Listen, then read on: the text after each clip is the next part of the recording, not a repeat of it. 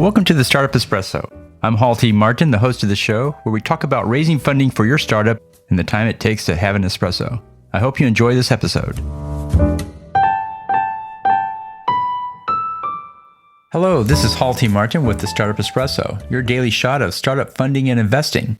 Today we'll talk about investing in a fund and choosing between a narrow or broad investment thesis. So when does a fund make more sense than direct investments? Well, a fund works best when you're not familiar with the sector or geography and don't have the time to research and learn more about it. Also, if access to the deals is time-consuming or difficult, then the fund may be a better approach.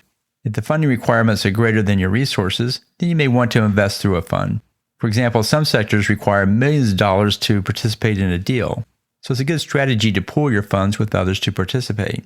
And finally, funds provide diversification that can be more difficult to achieve with direct investments. Should you take a narrow investment thesis or a broad one? Start with your investment goal and then ask if a narrow or broad thesis is the best way to accomplish it. In some cases, it makes more sense to become a specialist, say in fintech payment companies or medical device companies. On the other hand, if you want to invest in startups in your local area to support the community, then a broad investment thesis would be better. Thank you for joining us for the Startup Espresso, where we help startups and investors connect for funding. Let's go start up something today.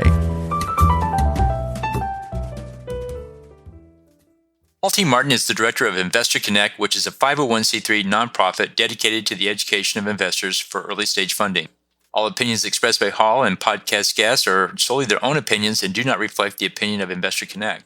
This podcast is for informational purposes only and should not be relied upon as a basis for investment decisions.